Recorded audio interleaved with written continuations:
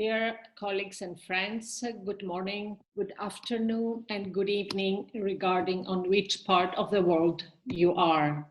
I'm sure you are enjoying our first international meeting that, according to your participation and comments, is a great success for our specialty in these difficult times our planet is facing. It is also a great opportunity for all of us to feel closer together, although apart, through the wonderful WUBA platform. This event was organized in record time thanks to the amazing board we have, to our wonderful committee members who are working efficiently, and to the two amazing ladies from Paragon that are behind the scenes all these days, our association manager, Mrs. Lorraine Lugassi, and Mrs. Daphna Ramilovich. Special gratitude goes to our distinguished speakers who at a very short time agreed to voluntarily participate and offer you all these great lectures you are enjoying these days. And of course, we are grateful to our sponsors because they help us organize this event. So I call on you to keep supporting our association, and I call on all of you who are not our members yet to join us and to help us raise a louder voice for children's oral health around the globe.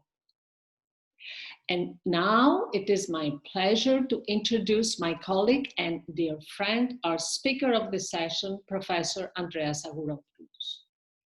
Dr. Agouropoulos is assistant professor at the Department of Pediatric Dentistry of the National and Kapodistrian University of Athens. He received his certificate in pediatric dentistry from Tufts University, Boston, and his PhD degree and master's in oral biology from the University of Athens. Since 2003, he is also working in private practice limited to pediatric dentistry. His research interest and work is focused in epidemiology, oral biology, clinical research in healthy children and patients with special needs, clinical and evidence-based guidelines in the development in the caries risk assessment.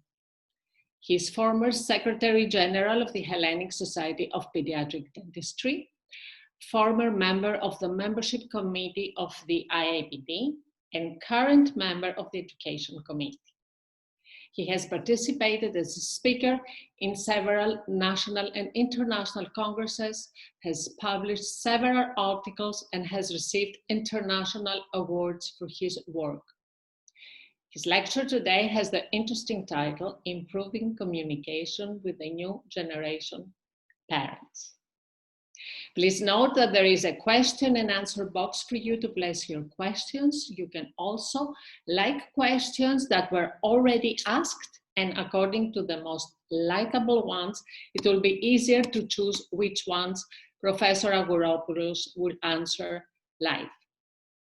Dear Andreas, the floor is yours. Thank you, Annie. Hello, everybody. Good morning, good afternoon, good evening, depending on where you are in the globe. I am very pleased to be here today and participate in this very important event. I want to thank the Board of Directors and the Scientific Committee of the IAPD for inviting me to participate in this event. And of course, I want to thank our sponsors, our loyal sponsors, and especially Colgate, for supporting this event and for making it possible to present it to everybody around the world. I have chosen to talk in a little bit different, rather than a regular dental topic, which is improving communication with new generation parents, because I believe it is something that we deal with every day in our practices. And, you know, very often I remember my mentor's words, Professor George White, who used to say, you cannot fill the tooth if you cannot fill the chair. So if we want to fill the chair, we have not only to be good dentists, but we have to be also good with our communication skills in order to bring the patients to our practice.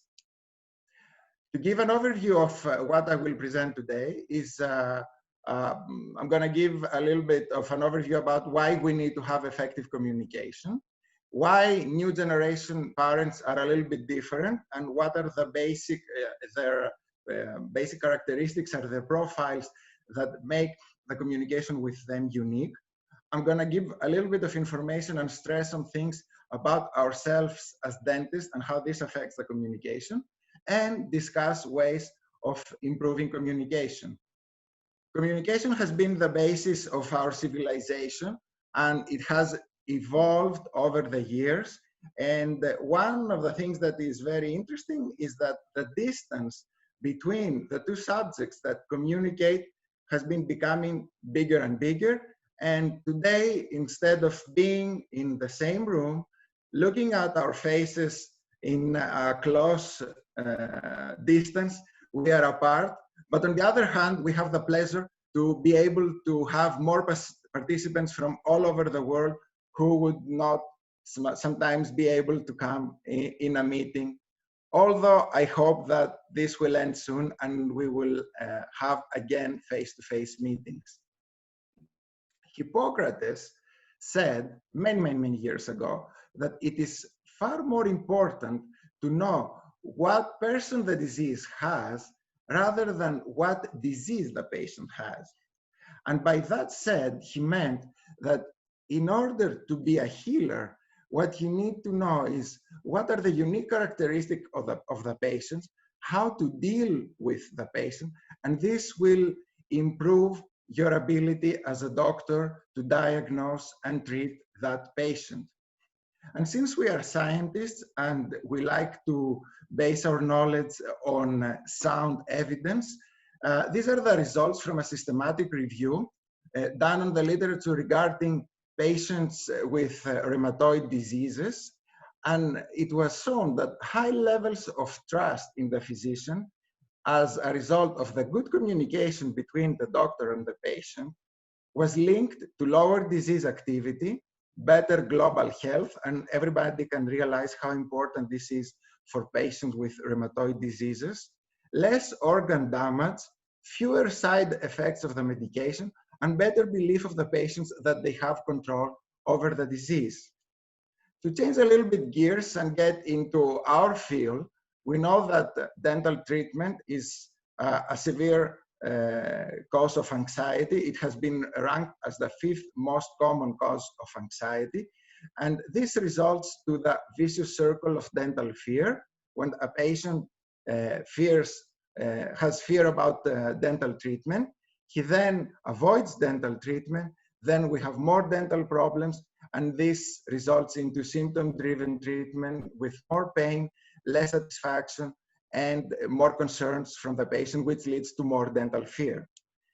In order to overcome this, a very important part is how the patient communicates with the doctor, with the dentist, and it has been shown that the behavior of the dentist can result in reducing the anxiety during treatment and increase the satisfaction the patient has from the dentist, which is also something very important for our practices. Not to mention that the lawyers are after us, and if you check on the internet, you will find a lot of details on how to file a lawsuit against a medical doctor, even against a dentist, very detailed information. And if you look at the literature, what is very important to see is that the patients who will end up filing lawsuits usually are the patients that had a prior poor relationship with the clinician and also had the feeling that the patient was not being kept informed about what had to be done.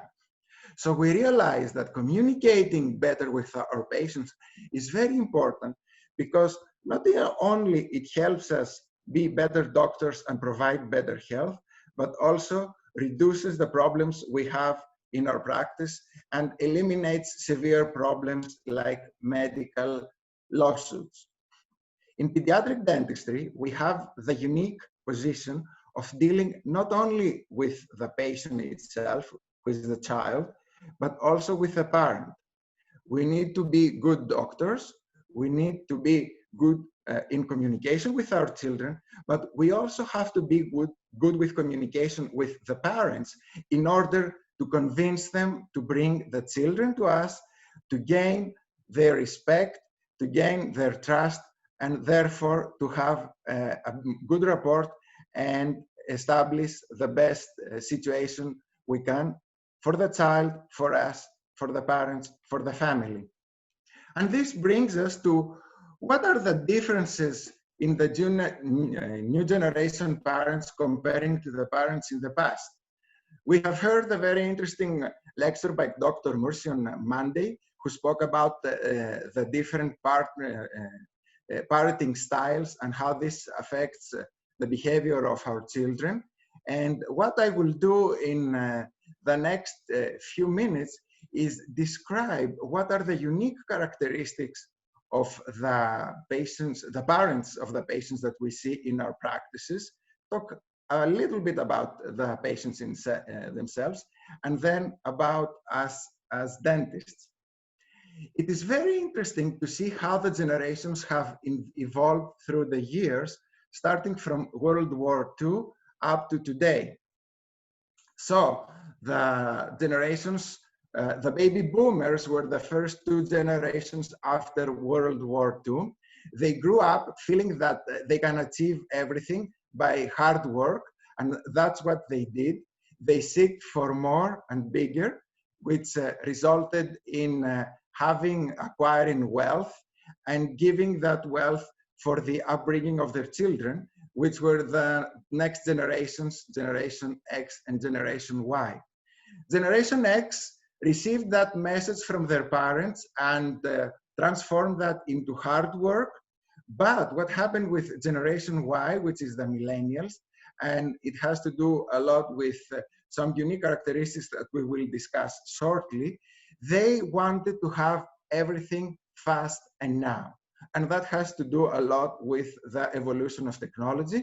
And that became even more important for Generation Z and Generation Alpha, which is the new name that is being given to the children that are born after 2010. These names and these years dividing the generations come from sociologists from North America mainly, but it is pretty much the same all around the world. Maybe there are some differences in the birth years, and that has to do with geography, big events that affect the generations, which can be dramatically different across the globe, and the social trends in the different societies, in the different countries and different parts of the world. But more or less, when it comes to the millennials, which is the biggest group that consists the parents that we see in our offices today, it has been cited that is the most consistent group of all generations. And this has to do with a lot of factors, and mainly with inexpensive mobile technology and the use of internet, which globalizes things. Big events that this generation faced during their upbringing and during the years they are active in their professional part of their lives and part of the times that are parents, come from different parts of the world, but with the use of internet and the globalization of the economy, the frequent traveling, the fact that we can travel easily around the globe has made all these events affect us no matter where we are on the world. Internet, mobile devices, and social media are the main factors that have resulted in this. And it is very easy for somebody to understand how something that is going on in the other side of the globe will affect us here and now today. Let's see now some of the unique characteristics of the millennials. They are primarily visual buyers and learners, and their most trusted learning resource is YouTube. it is very interesting to think that when all of us want to look for some information, to check something, we go to Wikipedia, we Google, and we try to look up on the internet to find that information. And the millennials are conditioned to make purchases looking at screens and checking on pictures rather than reading blocks of advertising text. They don't like to read a lot. They just want messages, main messages, and a lot of pictures. And they communicate differently compared to other generations. This is how the millennials in our research have ranked their preferred way of communication. And you see that in-person communication is the 5th ranked way of communicating. Texting through instant messaging applications such as WhatsApp is number 1. Emails is number 2, and the subject line is the most important. Remember, they like key points. They don't like blocks of text. Social media, then come phone calls, and last, the in-person communication. And this is the average amount of time that we spend daily on our cell phones, which is around 3 hours per day. The first time I saw this graph, I was like, okay, this is probably something that is not very important, or it applies to few people. Then my cell phone started sending me reports about my average daily time on the cell phone, and I realized that this is true for all of us.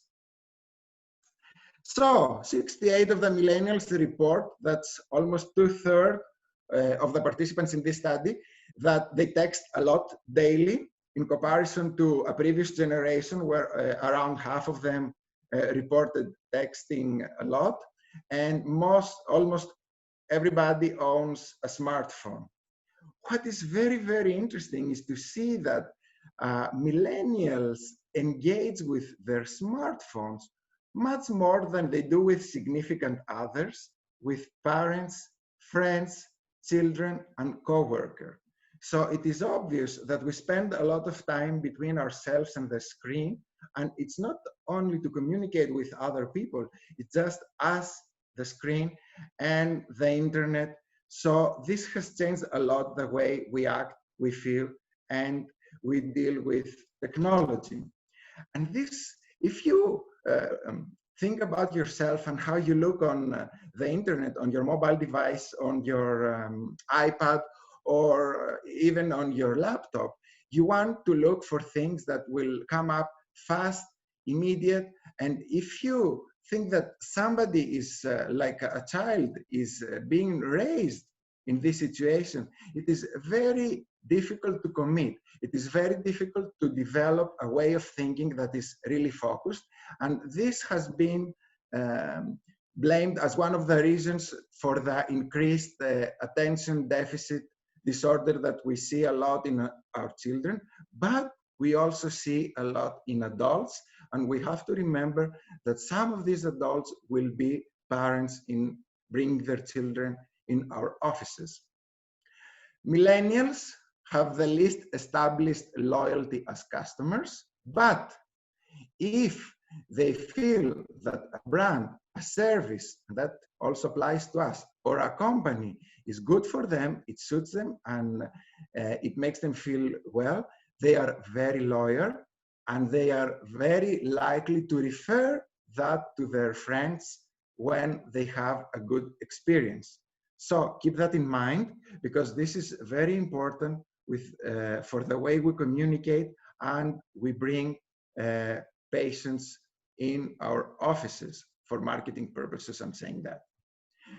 What we have all been facing all those years is a lot of stress.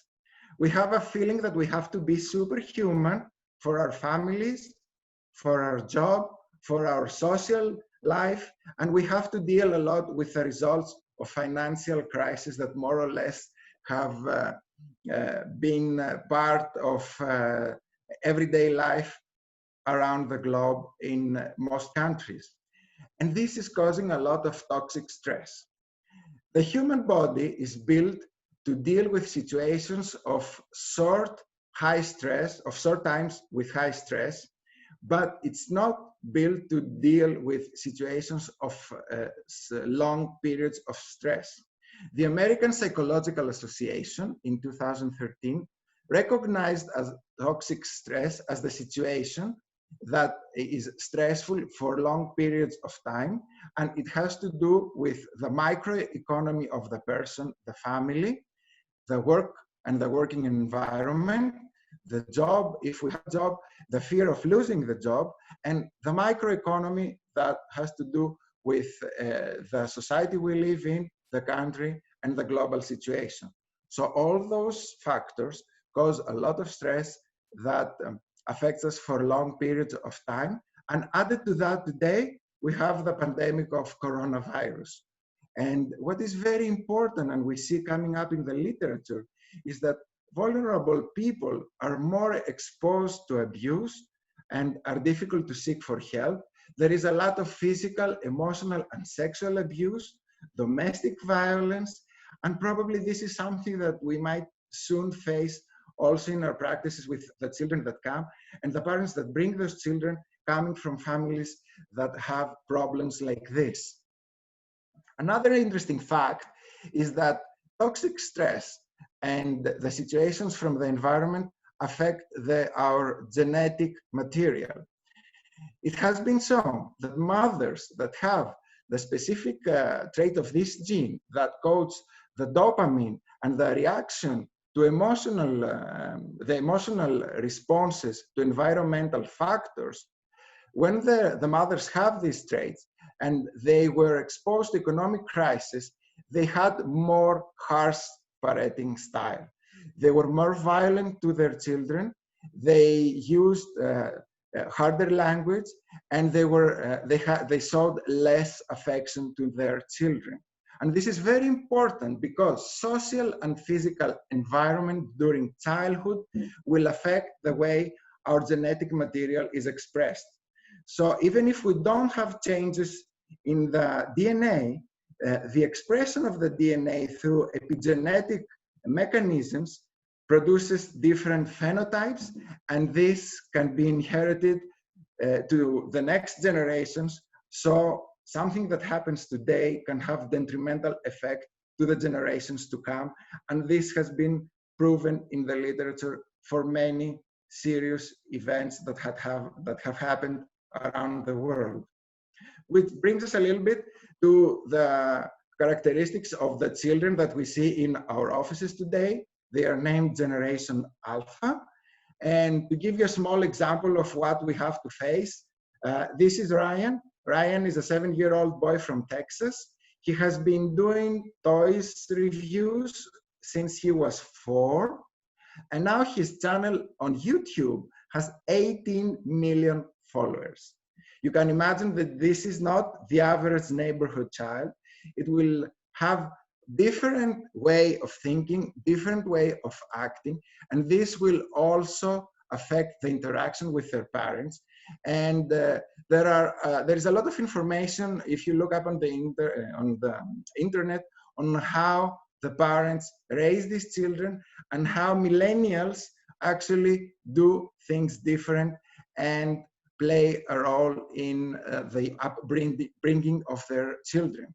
So now we have to deal with children and parents that are very unique, have these very unique characteristics, and sometimes are different for us to understand. And all these actually apply not only to the parents, but also apply to us. We are parts of the society. We are affected by all those changes, by all those events that happen in the globe. And we have to remember that we are in a very stressful occupation. Burnout and psychological exhaustion have been reported up to 95% of the dentists that practice dentistry as their main job. And the stress factors usually have to do with managing the offices, the staff issues, the insurance, the time that we have to, and how to deal with the time and allocation of time. And I think it's very important the maintenance of high levels of attention.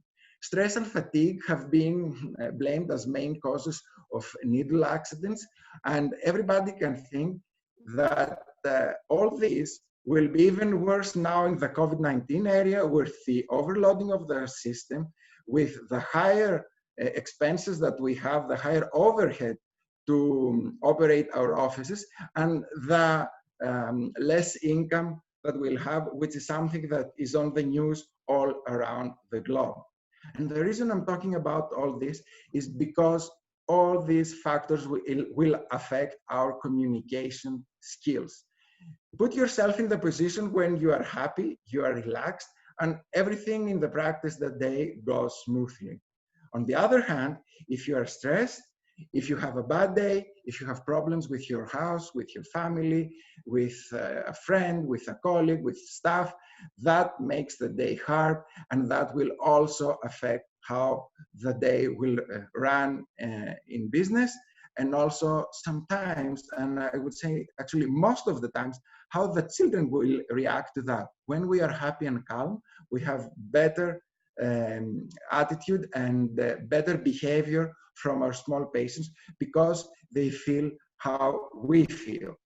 So good communication is very important because we want parents to be involved actively in what we do in order to have better health for their children, better oral health, and also it's very important about maintaining good business.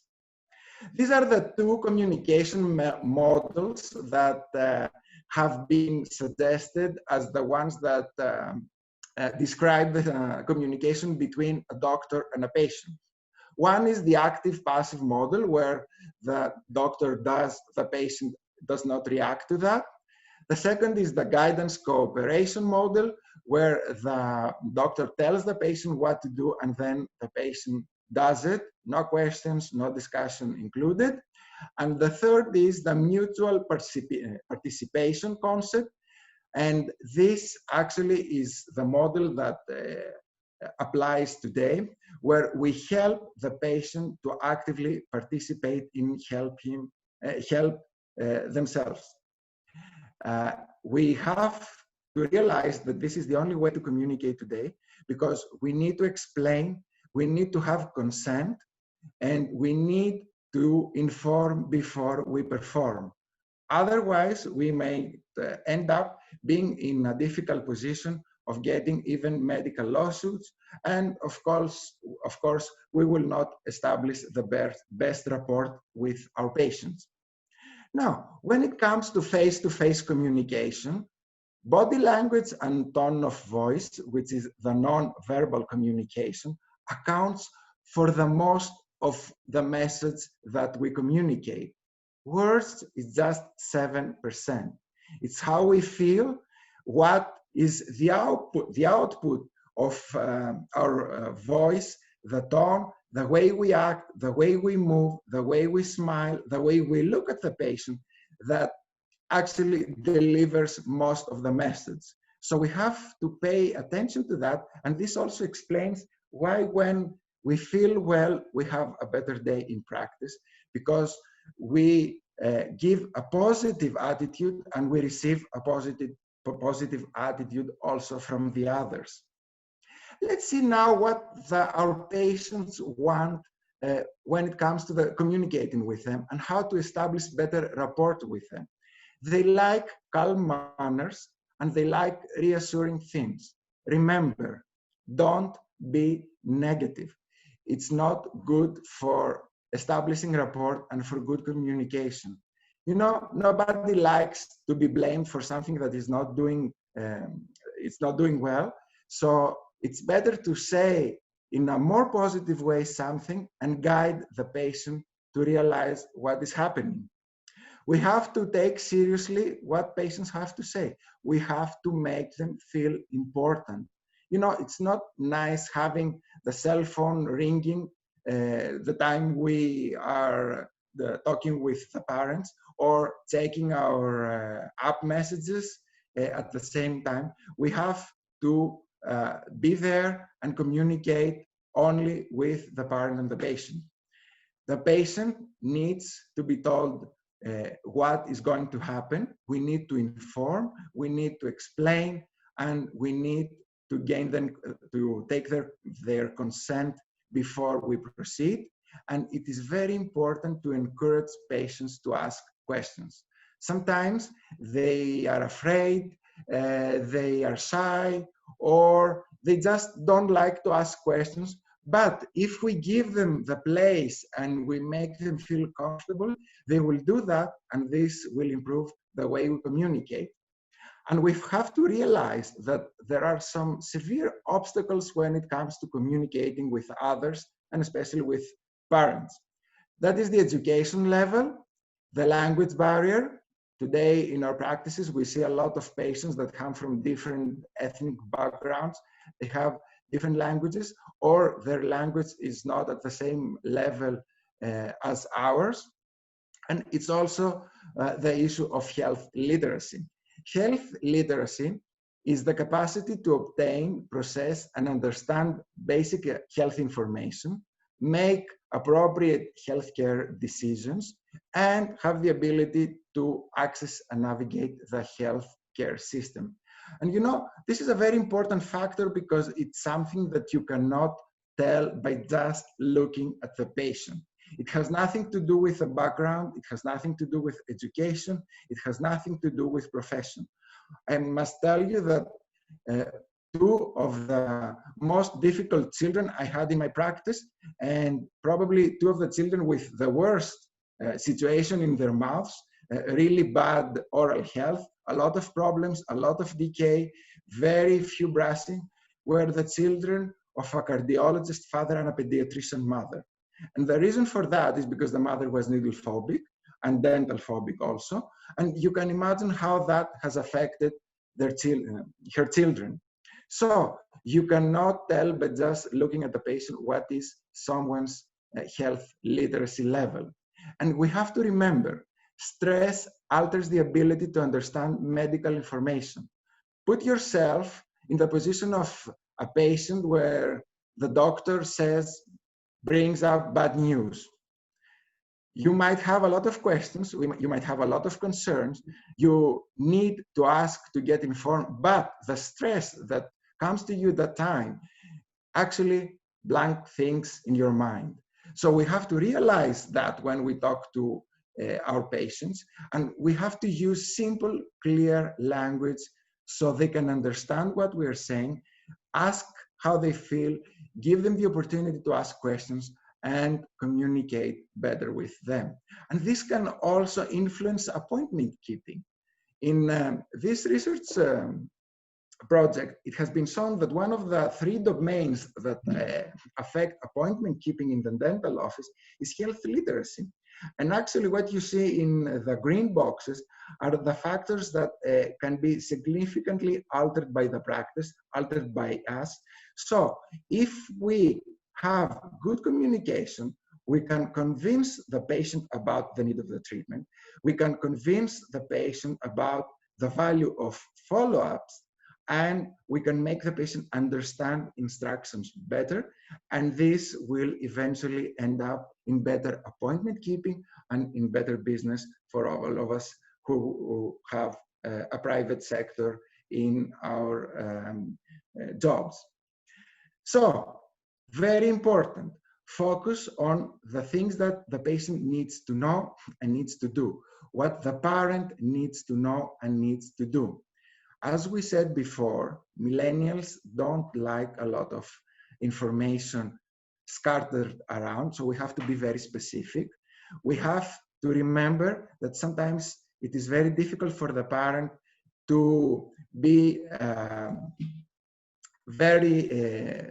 to think clearly what we want to say and be very focused on that. So we have to be very clear about the things the parent needs to know and needs to do. A good way is to use the teach-back method that I will explain in a moment. And remember, millennials are visual buyers and visual learners. So use of pictures, models, videos, demonstration will actually help them to absorb the information better, communicate with you better, and also we can enhance that by giving clearly written educational material with not big blocks of text, but main messages and ways to deal with situations, so we can help the patient deal with some emergency, know what to do, and refer to this pamphlet when they are in need in their house. This will reduce the phone calls or the messages we get after office hours, and also will show the patient that we really care. So don't take things for granted, explain and be simple, communicate effectively with the patient. Let's see the teach back technique. The techniques that I will describe, this and the two following ones, somebody can find them in big details at the American Academy of Pediatric Dentistry Behavior Guidance text. So the teach back technique is very helpful when we want to make sure that the patient, the parent, have understood what we said. So we explain what they need to know or what they need to do. And then we ask them to teach us back, tell us what we told them. We do that in a very nice, polite way. And doing so, we can assess what they have comprehended, what they have understood. We clarify things. We ask them to tell us again, and then we make sure that they have understood. This is a very nice and effective way to communicate with people from different ethnic backgrounds where language can be a barrier, and also with older people, because in many cultures like ours here in Greece, the grandparents play a very active role in everyday life of their children, sometimes are the only ones who will bring the children to the dental office. So we have to make sure that they understand the information and they can bring that information back home and deliver that to the parents. Another very interesting technique, very easy to follow, is the ask, tell, ask technique. Let's see what we do. First, we ask questions, preferably open-ended questions, to evaluate patient's condition, expectations, and needs. Therefore, we can gain an idea of the profile of the patient, because as we said before, health literacy has nothing to do with patient's background. You know, we get the patient history, the forms from the front desk, we see the occupation, we see where the patient lives, we see all those information about demographics, and we make a picture in our minds about what what type of patient and parent we are expected to see. And sometimes the front desk also says something about the patient. But as I said before, you cannot take things for granted. So ask those questions to get a feeling about the situation of the patient. Then we provide medical information in a simple language adjusted to patient level. And then we assess that, what the patient has understood, what is their needs after obtaining their information. And by doing so, we can establish better communication and deliver better the messages to the patient. And another technique that I think is very interesting and very important to use with parents and not only with children, because we are very good in using this with children, is positive reinforcement. We know very well how to do that, but what is very important to remember is that people don't, and especially children, don't focus a lot today. So we have to make the behavior that we praise specific, and therefore the parent or the patient knows why we are saying good words, why we congratulate them, and we don't just say something in general. By doing so, we help them repeat the accepted behavior, enhance it, and that also gives a nice feeling to the patient that has been praised for something good they did. Let's see how we can structure a dental visit in order to get better communication. So before the appointment, we can use positive pre-visit imagery or direct observation So what we do is we ask the parents and the patients, of course, to see pictures, maybe videos that we can have on our websites, or we can refer to the sources that they can look for these videos, or observe a cooperative child that we have in our practice. And therefore, we give them the time to think, to ask questions, and to resolve some of the concerns they might have regarding the treatment, regarding behavior management, and regarding the way we deal with the children in our practice. Now, in our times, due to the COVID pandemic, sometimes we will not talk to the parents face to face. That is okay. We can use some virtual way of communication. We can use video chatting. We can use the phone call, or we can use the instant messaging.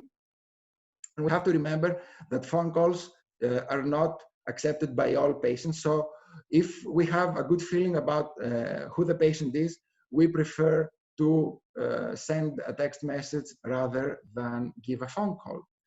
During the appointment, and if we have the parent in front of us, having a warm greeting and face-to-face contact is very important. As I said before, don't try to answer your cell phone when you talk to the patient, and especially if this is the first dental visit and the first time that you deal with a patient. We have to use open questions and simple language. We discussed about that, and also the communication techniques that we can use. And these are the techniques that are very easy to follow. You don't need training to do that. You just have to incorporate it in the way you're talking with a patient. Use all kinds of visual aids, very, very helpful, and always give basic points, summarize the most important information. And after that, we can give written instructions. We can mail the instructions. We can send a text with the instructions. It's not necessary to give a piece of paper. We have to be eco-friendly also. And sometimes if we had a difficult patient, a difficult procedure, sedation or general anesthesia, it's nice to send an SMS, an instant message, something like that in the evening, just to make sure that the patient is okay and to show that we really care. Coming back to the pyramid of communication, I have to mention something here.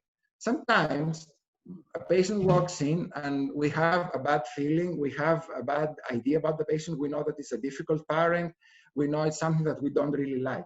That is prejudice and emotional thinking, and that will affect our non-verbal communication. I got a question on the GUVA application, how to deal with a hostile parent. I hope that we don't have hostile parents in our practice, but I think the best way to deal with that is be positive. Smile first. Give them a positive attitude, and that will immediately change what you will receive from them.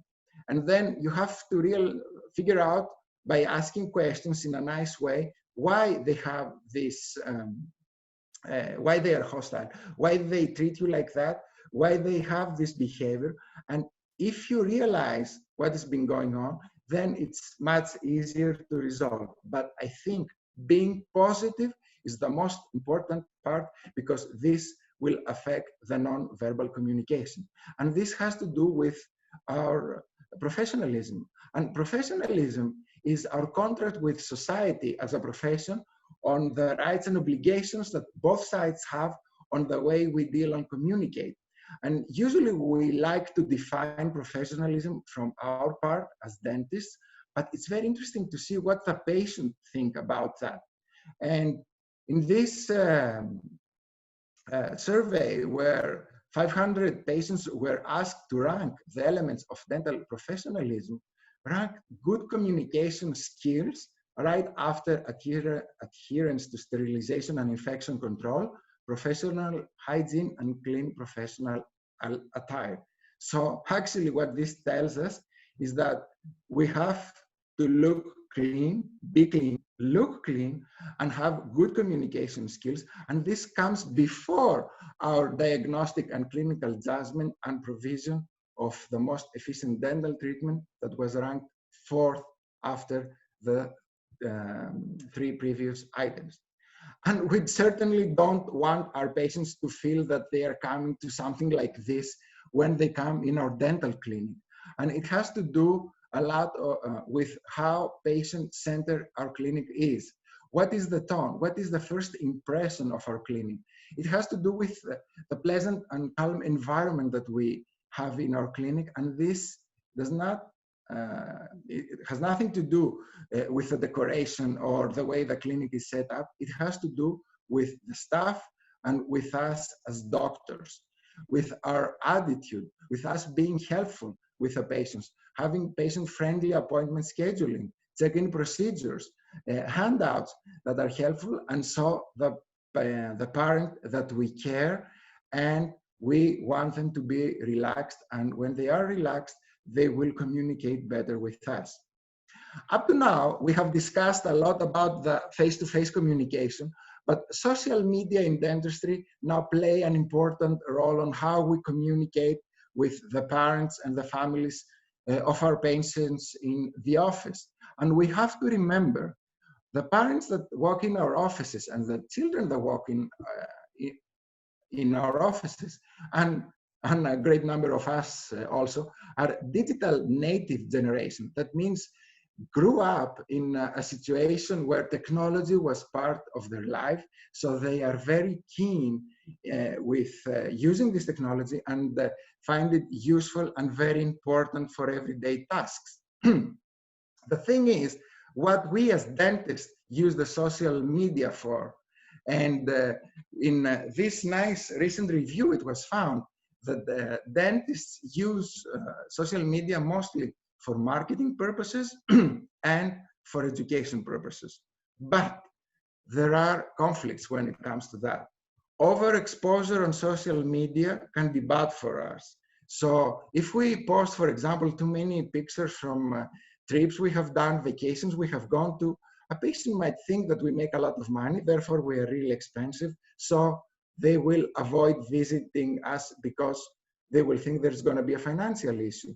Or sometimes students post a lot of things on different social media, and that will affect their professional life later on, because everything we post on the internet stays there forever, and also might affect their relationship with the dental schools, as there have been many reports about problems that came from the actions of students in social media. And one other thing that was reason from this review is that we need to take into account what our patients think. And there are very few reports on that part.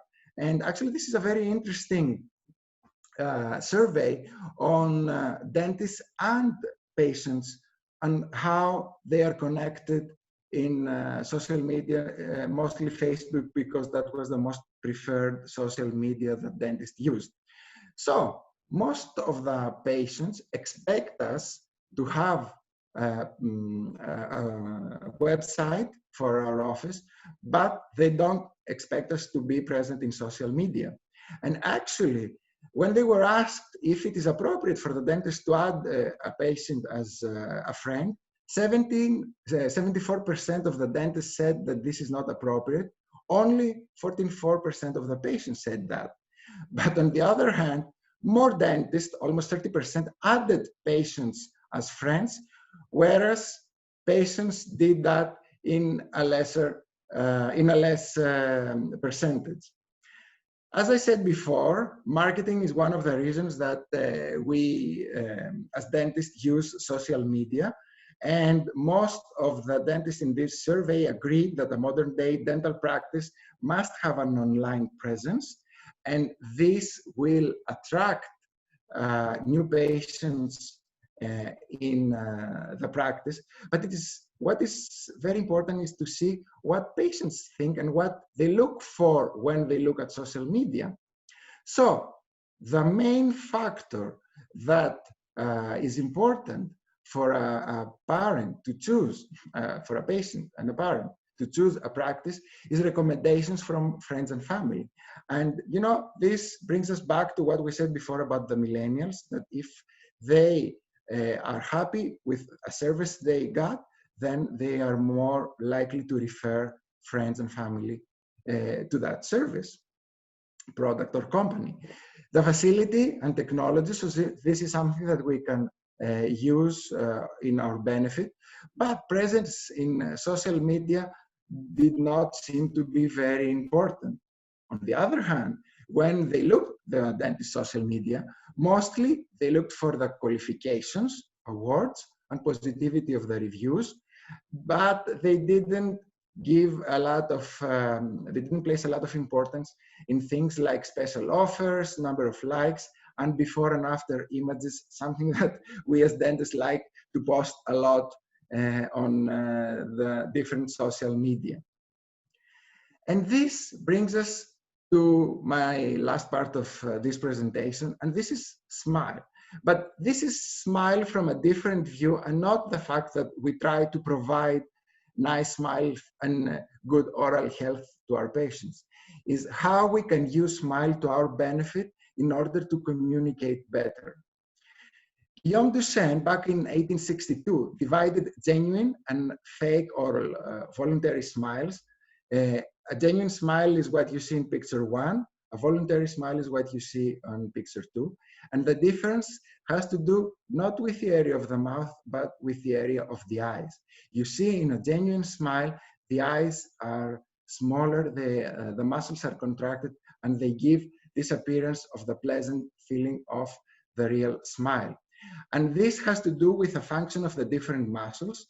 And Duchenne said that the zygomatic muscle that pulls the edge of the mouth obeys to the will, but it's the orbicularis oculi that is put in play by the sweet emotions of the soul.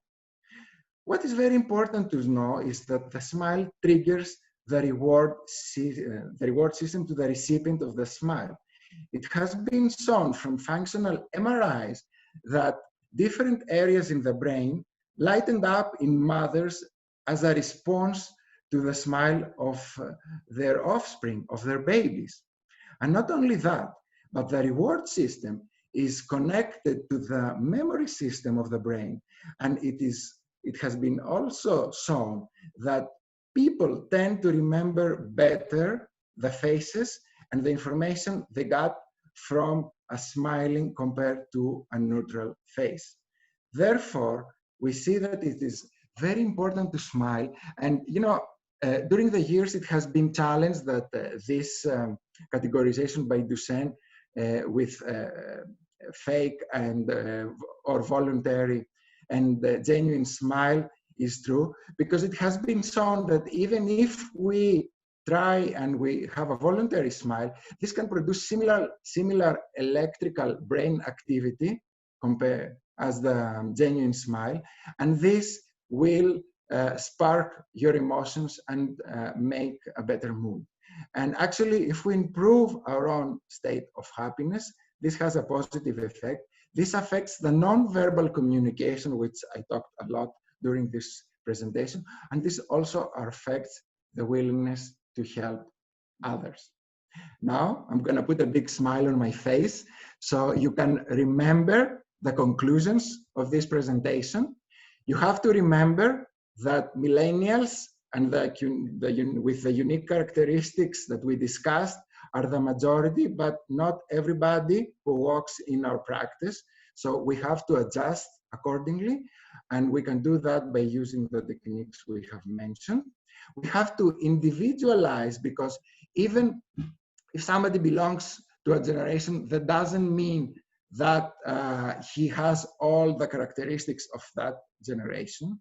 We have to teach and learn. We have to deal with different generations, the parents, the children. So we are in a constant interaction with that, and that is very important because that's how we will improve our communication skills. Remember to use social media and the internet carefully. It can be to our advantage, but it can also cause problems. We have to provide a friendly, warm environment. We have to use plain language and the communication techniques, summarize information, give basic, no more than 3 to 5 key points, use a lot of imaging, drawing pictures, models, demonstrations, and above all, be positive, helpful, empowering, and remember to smile. I want to thank you all for attending this lecture. I want to thank everybody who is participating into putting this event together, the IAPD board. And also I wanted to thank all of you who came to this session. Thank you very much. And now, Andreas, I'm going to put a big smile on my face myself. And thank you so much for your lecture. It was really informative and very impressive. And it gave us a lot of things to think when we practice dentistry. It's not only the science, it's not only the knowledge, it's also the contact with the parents. So I have some questions from our audience for you. And the first one is, do you have any advice about communicating with parents about very sensitive topics like child abuse? If we suspect a case of child abuse where the abuser may be one of the parents, should we directly say something about it to the parents? Well, usually this is not the best way to deal with that, because parents will actually try to hide what has been going on. We as dentists, as we know, we can only look for things that are within the area of our reach, actually the face and maybe the neck up to here. So we cannot check for other signs or marks about this abuse. We can separate the parent from the child, see what the story if we have a difference from what the child is saying compared to what the parent is saying. But I don't think you can blame the parent directly, because it's not up to us to do that. Actually, what we do is to recognize that and maybe refer to the appropriate services and let them take over, because they are more appropriate in doing so. Thank you. Now we have another interesting question: how to handle internet-driven parents? Well, one thing is to have actual and right information on our websites or the social media that we use. So at least we give some hints about the right things to do. Usually parents, and especially those that are very internet driven, actually discuss among themselves in blogs, and usually they follow the blogs and they look for information that fits their way of thinking and their mind of thinking. And it's I was reading the other day that millennials have a different way of upbringing their children compared to previous generations, because they are so exposed to all this information from the internet. The problem being is that they look for the information they want to look for. So what we can try to do is give the rationale, explain, try to be on their side and see things from their viewpoint. And maybe by doing so, sometimes we will convert the way they think, and we can get them on board with us. Sometimes this will not be possible. I'm sure everybody has faced situations where no matter what you say, the parent, just have a mind of their own and they will not listen to you. But most of the times, again and again, I will say, be positive. And, if you have a positive attitude, usually you get a positive response. And this will change sometimes the way they think, and they will help you, and it will help you bring the information. And it's good to have an idea about what is going on the internet, because sometimes it's very helpful to tell them to look at specific things on the internet, because that's what they like to do. And therefore you can deal also with that situation. Actually, some of them, and this is another question, that they follow the word of mouth that they hear, and they follow this information according to the word of mouth and not of the scientific information. That's true. And that's the power of social media and the internet, actually. True. So Andreas, what is the most difficult parenting style to deal with in our practice? I don't think there is an answer to that. Actually, the most difficult, I would not say parenting style. The most difficult parent is the parent that has his or her eyes closed and ears closed. So it's the parent that comes in the practice, actually doesn't want to get something out of you. And usually those are the parents that will just come once or twice and then move on to the next practice and the next practice and the next practice, because they are not happy with anything. Mainly they're not happy with themselves. So I wouldn't say, a specific parenting style. It has to do with the characteristic and the personality of the parent mostly. And you cannot gain trust from everybody. This is impossible. Everybody, anytime you will end up having somebody who doesn't like you, who for whatever reason, maybe you have done everything in the right way, but still, it's what we call chemistry between people, will not work. But at least from our part, we can try and communicate in the best way, and this will solve the situation and the problems most of the times. Okay. Another question is, in this era before or after pandemic, where the situation is parents are busy with their job, working until late night or even weekend, what do you think about pediatric patient visit accompanied by the house assistant like babysitter? Pre-appointment with parents by photos or online meeting only? How should the communication build, since maybe there is no longer a triangle and it becomes square because of the important presence of the assistant? I mentioned a little bit about that with grandparents, because, it's the same. It's not the parent, him or herself. It's somebody else who brings the child in. So yes, an idea is to communicate virtually with the parents if they want to do that, because sometimes they don't want to do that, because they will send somebody who's with the child, the grandparent, whoever, and that's all they think this is okay. So one thing to do is explain in the best way to the person who brings the child to the practice what needs to be done. The second thing is try to communicate with the parents by maybe sending a message, an email, focusing on the basic points. And if they want, an idea is to have also virtual communication through an instant messaging or something like that. But I would say that most of the times, if the parent won't find the time to bring the child to the practice, they won't care to do more than that. Thank you. Do you have any suggestions how to communicate and explain to millennial parents to accept some new techniques or new materials in dentistry? Is it easier? Oops, let me see. I lost that. Is it easier than previous generation parents?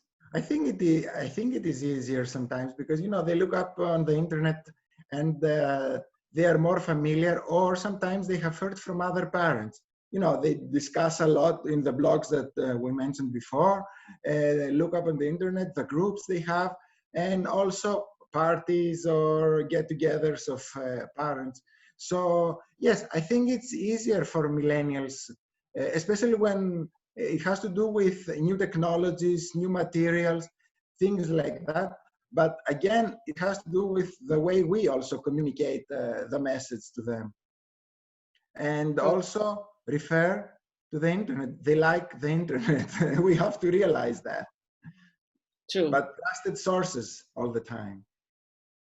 And I have a question myself, Andreas. In these days, we are facing the issues with COVID-19. Okay. In our offices, we are all covered with masks. We are all wearing masks. So we see new patients, parents, we don't even see their faces because they come with a mask. We wear a mask. Does this affect the community? They cannot see your smile that you suggested under the mask. So do you have any suggestions of how to communicate with them despite the mask issue? You know, after the lockdown, I think it was a concern from all pediatric dentists. How are we going to deal with a situation wearing all those protective equipment, measures we have, the masks, the face shields, and all this. Eventually, I think that what is the most important is the non-verbal communication, because I realized that even from the first week, you know, especially the children, they didn't they didn't care at all. Actually, one of the patients that I see from the past told me, "Oh, you look like a pirate. I like that thing on your face." So she thought it was cute, and only one said, "Could I see your face?" Because I have seen a lot of children after that, and believe me, I don't take the mask off no matter what. So I just did it once because one of the children asked me to do that.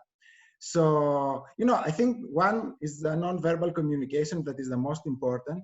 And second, when we discussed about smiling, we said that, if you have a genuine smile, it's the eyes that make the difference. So the eyes, the parent, the child can see the eyes, no matter the goggles you wear, the face shield you wear, no matter if the mouth is covered. So if you smile, the patient can tell. So don't forget to smile. That's one of the reasons I put that at the end of the presentation, because I wanted to stress that as a very important element of good communication. Good. Andreas, I think children are so adaptive, and I think one more time, after all these years I've been a pediatric dentist, we are so lucky to work with children. I agree with that. And we get a lot of positive energy in really negative times. So this is very, very important for us. So with a big smile on my face, I thank you once more for this wonderful lecture. And thank you all for attending, and bye. Thank you very much. Goodbye.